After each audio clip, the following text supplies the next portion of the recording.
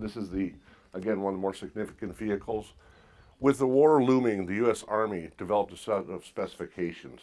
They sent those out to 135 different manufacturers, and only 3 manufacturers responded, Willys being one of those. Some of the specifications were it had to have a folding windshield, be 47 inches wide, an 80-inch wheelbase. That's so it could be crated and shipped anywhere around the world.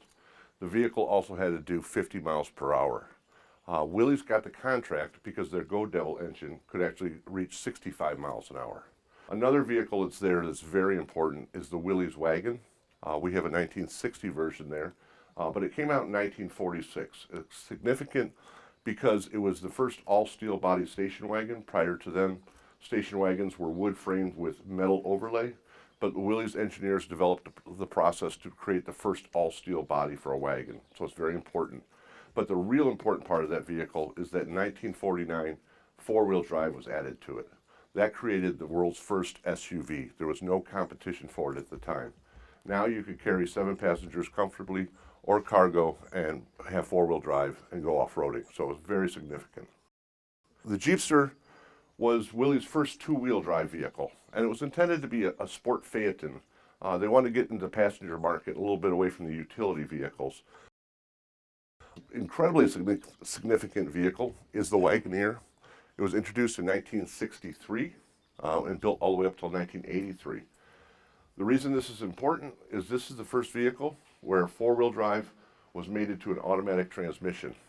So no longer was it just a sport or a vehicle to take up four-wheeling.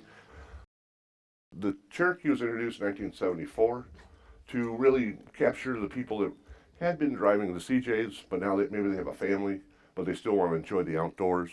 So they could have the enjoyment of an enclosed vehicle, but with all the four-wheel drive capability of the CJs and the Wagoneers.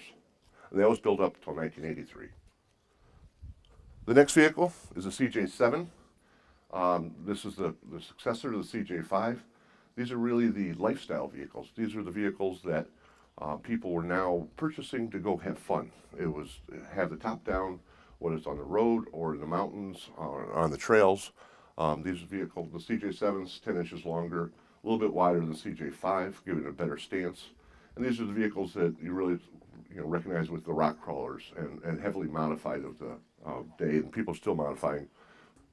This is the Wagoneer version. It also came out in a Cherokee. It was very significant because the Jeep engineers proved that you could build a small four-wheel drive vehicle but still have all of the off-road capability of the larger vehicles like the Cherokee. We still had the Wagoneer, so what they did was they upscaled the Wagoneer to the ultimate luxury SUV. They now added leather seats, better sound deadening. It still had all the off-road capability. They all came with the beautiful wood grain exterior. Is the Cherokee SJ, or a ZJ, I'm sorry. This was introduced in 1993 and really set the standard for what a premium SUV could be. It was smaller than its predecessors. It retained the unibody construction. It now had the quadricoil suspension system and came in 3 different, it was the first vehicle to come in 3 different four-wheel drive systems.